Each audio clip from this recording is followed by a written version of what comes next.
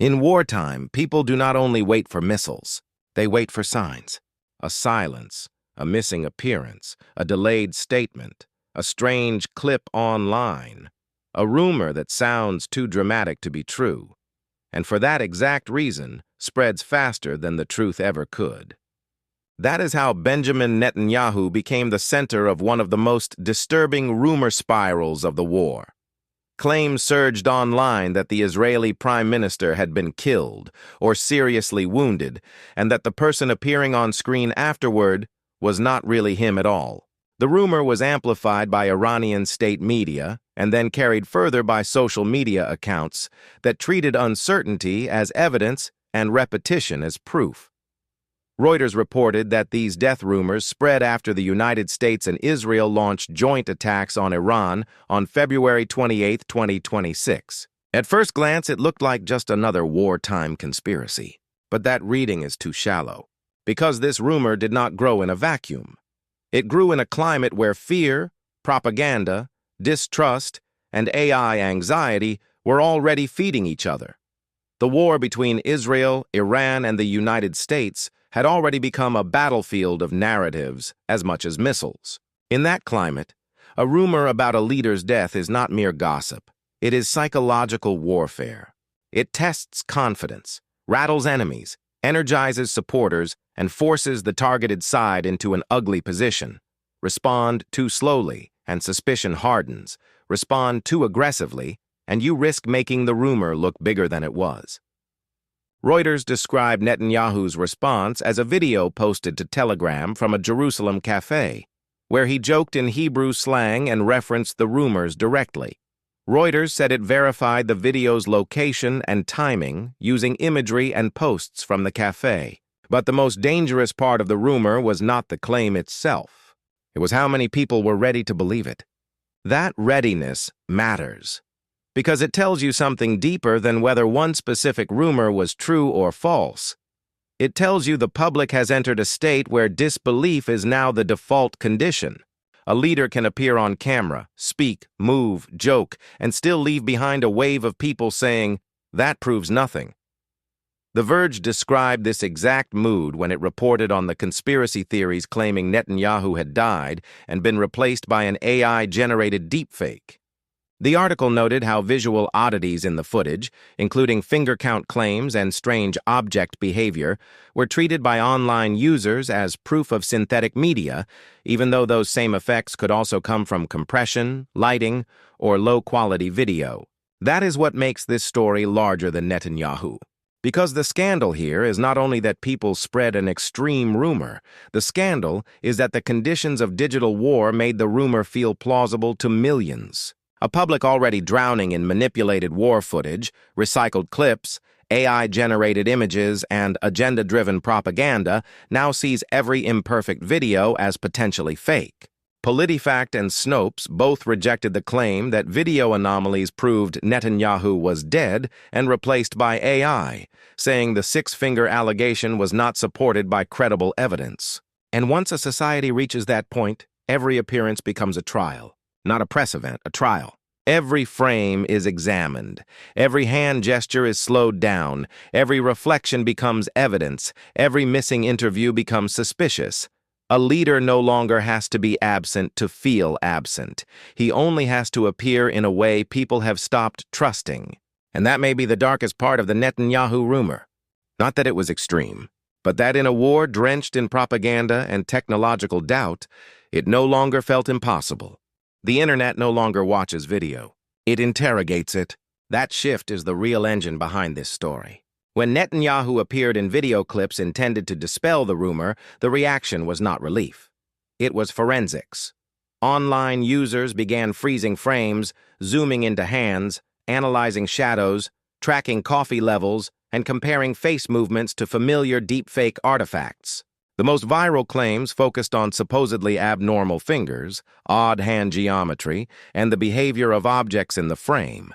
The Verge reported that users pointed to details such as a hand seeming to show 6 fingers, the coffee appearing not to go down, and a ring seeming to vanish into the skin as reasons to suspect the footage was AI-generated. That kind of reading would have sounded fringe only a few years ago.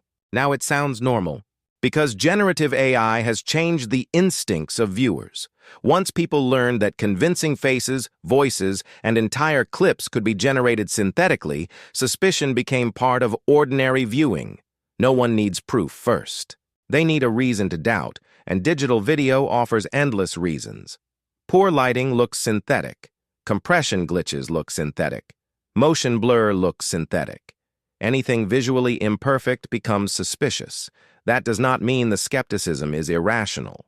It means it has become untethered from proportion. The Verge noted that none of the Netanyahu videos were tagged with authenticity metadata such as C2PA or SynthID, which further fueled doubt among viewers already primed to suspect manipulation. And yet, skepticism is not the same as evidence. That distinction collapsed online. The six-finger claim became one of the clearest examples. Snopes reported that there was no credible evidence Netanyahu had died or that the video in question was AI-generated. PolitiFact likewise rated as false the claim that an AI video proved Netanyahu was dead, concluding that the supposed extra finger was not solid evidence of synthetic media. But online conspiracy logic rarely needs a full case. It thrives on fragments. One strange frame becomes proof. One awkward angle becomes confirmation. One missing press interaction becomes cover-up. Once enough fragments pile up, people no longer feel they are speculating. They feel they are noticing what others are too blind or too corrupt to admit. That is how digital paranoia works in wartime, and Netanyahu was uniquely vulnerable to it. Reuters reported that although he had visited areas hit by Iranian missile strikes, hospitals, ports, and military bases during the conflict, those appearances largely lacked direct media coverage and were instead distributed through his office. Reuters also said he generally avoids press interviews and conferences, and that his first press event since the onset of the war was held by video. None of those facts prove deception, but together they created the exact vacuum in which suspicion grows strongest. A leader present enough to be seen, but distant enough to feel mediated. And mediation is poison in a rumor crisis, because once the audience believes every image has already passed through an official machine, authenticity begins to decay. People stop asking whether the clip is real. They start asking who wants them to think it is real. That is a much harder question to defeat because it is not technical. It is psychological. If public trust is low enough, the better the official rebuttal looks, the more artificial it can feel. That is why this was never only a deepfake rumor. It was a trust collapse rumor. Netanyahu's image did not have to be convincingly fake to trigger panic. It only had to arrive in a world where the public already suspects modern political video is stage-managed, filtered, shortened, and possibly synthetic. Once AI became part of the public imagination, every wartime message started carrying a second question. Are we being shown reality, or a reality someone wants to stage for us? And in Netanyahu's case, that question did more than haunt the clip. It nearly swallowed the man inside it. Here is the uncomfortable truth. The available reporting did not support the claim that Netanyahu had died. But for a large number of people online, that still was not enough to end the suspicion. Reuters reported that Netanyahu responded to the death rumors by posting a video from a cafe in Jerusalem, chatting with an aide and drinking coffee. Reuters said it verified the location and timing of the video using imagery and posts from the cafe. That matters. It is not vague official reassurance. It is a major news agency independently confirming where and when the footage was recorded. And still, the rumor did not die cleanly. Why? Because the rumor was never powered only by missing facts.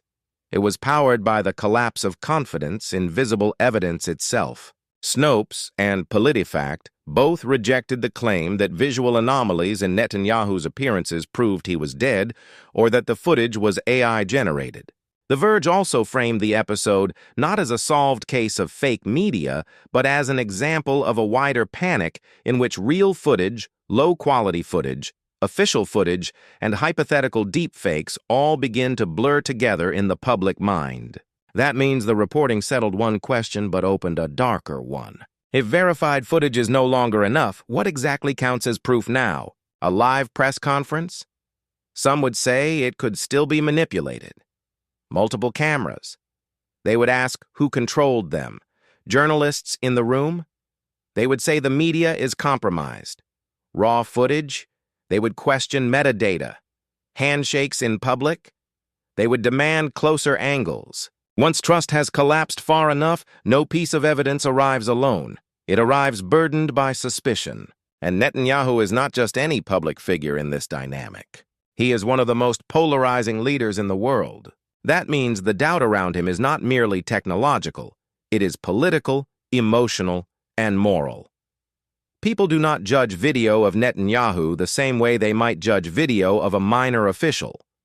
They bring years of war, rage, ideology, propaganda, and hatred into the act of viewing. A man already seen by enemies as deceptive or ruthless will not be granted the benefit of ordinary visual proof. In those conditions, even a genuine clip can feel fabricated to those who want it to be. Reuters reporting on the rumors spread from Iranian state media underscores that the story was unfolding inside an active information war, not in a neutral environment. That is what makes the Netanyahu case so revealing. It shows how little distance now exists between fact-checking and futility. The institutions of verification still matter. Reuters still verified the cafe clip. Fact-checkers still examined the finger claims and rejected them. But the online ecosystem no longer grants those institutions automatic authority. Their findings enter the argument as just another opinion to be accepted or rejected based on prior loyalty. And when that happens, the problem is no longer one rumor. The problem is epistemic warfare, a world in which reality is not merely hidden, but endlessly contestable. That is why the strongest interpretation of this episode is not people were fooled by AI. It is something harsher. People now live in a media environment where they expect to be fooled, and that expectation has become powerful enough to overpower evidence that would once have settled the matter. So yes, we know more than the rumor wanted us to know. We know Reuters verified the cafe video. We know fact-checkers did not find credible evidence that the footage proved Netanyahu was dead or replaced by AI. We know the most viral visual claims did not hold up under scrutiny. But that was never the whole story. Because the more disturbing truth is that proof itself no longer feels final. And in modern wartime politics, that may be more destabilizing than any one lie. The easiest version of this story is to call it misinformation. That is true, but incomplete. The harder version is this. The Netanyahu rumor exposed a public so damaged by propaganda, political theater, and AI panic that even authentic-seeming evidence no longer commands trust. That is not merely a misinformation problem. It is a legitimacy problem. The Verge captured this broader crisis by arguing that the Netanyahu episode showed how authenticity metadata is still missing from much of the content people see online, while AI-generated media keeps improving. In that environment, uncertainty itself becomes contagious. People no longer need a polished fake to doubt reality. They only need enough ambiguity to let distrust do the rest. And war accelerates that process. Politicians already communicate through controlled imagery. Armies already manage information. Governments already ration access. During an active regional conflict, those tendencies intensify. Reuters reported that emergency restrictions remained in place in Israel, including bans on public gatherings and school closures, while Netanyahu's wartime appearances were often relayed through his office rather than through broad press access. Again, that does not prove manipulation. But it does create the optics of distance, and distance is fertile ground for conspiracy. This is where Netanyahu's own political style becomes part of the controversy. Because when a leader is already seen as controlled, strategic, and highly mediated, people are quicker to believe that the image itself is part of a larger performance. Reuters noted that Netanyahu generally avoids press interviews and conferences, and that his first press event since the war's start was conducted by video. In a less paranoid era, that might have been treated as a wartime communications decision. In this era, it became fuel. And once fuel is available, the internet will ignite it. The result is a new kind of scandal, one that does not depend on a crime, a leak, or a confirmed deception. It depends on a collapse in shared reality. A leader can tell the truth and still fail the test. A real video can be treated as fake. A verified appearance can trigger more suspicion than silence. That inversion is what makes the Netanyahu death rumor so important as a media event. It shows that the old formula of denial and visual proof is no longer guaranteed to work. In some ways, the rumor was less about whether Netanyahu was alive than about whether the public still believes in visible life as evidence. That sounds absurd. It is also where we are. Fact-checkers can debunk one frame. Reporters can verify one location. But the emotional logic of distrust is harder to break because it is self-sealing. If the video looks imperfect, it is fake. If it looks too smooth, it is fake. If it is distributed officially, it is propaganda. If it is not distributed officially, the silence proves something worse. The system becomes closed against correction. And this is what should terrify political leaders far beyond Israel. Because once audiences reach this state, any future crisis can spiral the same way. A rumor about a death, a rumor about a speech, a rumor about a military loss, a rumor about a fabricated surrender clip. The technology does not even have to win. Distrust wins for it. That is why the Netanyahu episode belongs in the larger history of information breakdown, not because it conclusively proved a deepfake, but because it proved something almost as unsettling. We are now close enough to deepfake reality that people can no longer tell when their fear is responding to manipulation and when it is generating manipulation of its own. So what is the cleanest way to understand the Netanyahu rumor? Not as a solved mystery, as a warning. The evidence available from Reuters, Snopes, and PolitiFact does not support the claim that Netanyahu died and was replaced by AI footage. Reuters verified the cafe clip's location and timing. Fact-checkers rejected the most viral visual proofs, including the six-finger claim. But if that is the ending, it is not a comforting one. Because the rumor still revealed something profoundly destabilizing. A large audience is now prepared to believe that a wartime leader can disappear and be replaced on screen without the public being able to tell. That is not just a conspiracy theory. It is a symptom of a culture that has stopped treating sight as stable evidence. And Netanyahu, of all people, was the perfect vessel for that panic.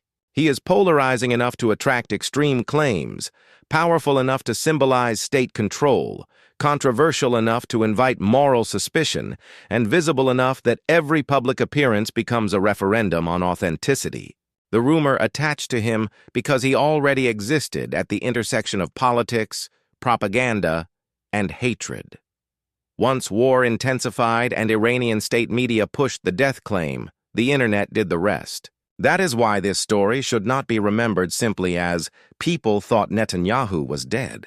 It should be remembered as the moment a wartime public looked at a leader on screen and realized it no longer knew what kind of proof would be enough. That is a much bigger crisis than one rumor. Because societies can survive lies, they have always survived lies. What they struggle to survive is the death of shared standards for reality. And that is where the Netanyahu story becomes truly chilling. Not in the fantasy that he had already died, not in the thrill of catching AI artifacts, but in the realization that millions now inhabit an informational landscape where every answer arrives contaminated by suspicion. The rumor did not need to be true to do damage. It only needed to be imaginable. And it was. That is the real scandal here. Not a confirmed deepfake, not a verified cover-up, not a proven death concealed behind synthetic video. The scandal is that war, technology, and public distrust have fused so completely that even a leader appearing on camera no longer ends the argument. Sometimes it begins it. The Verge framed the episode as part of a world where increasingly realistic AI and missing authenticity signals make it harder to distinguish real from fake. Reuters and fact-checkers supplied evidence against the rumor, but the online debate still surged. So in the end, maybe the most unsettling question is not whether Benjamin Netanyahu was dead. It is this. What happens to politics when I saw him with my own eyes stops meaning anything at all? Because once a society crosses that line, every leader becomes vulnerable to the same fate. Not physical death, digital disappearance, and after that the fight is no longer over what happened. It is over whether reality can still win.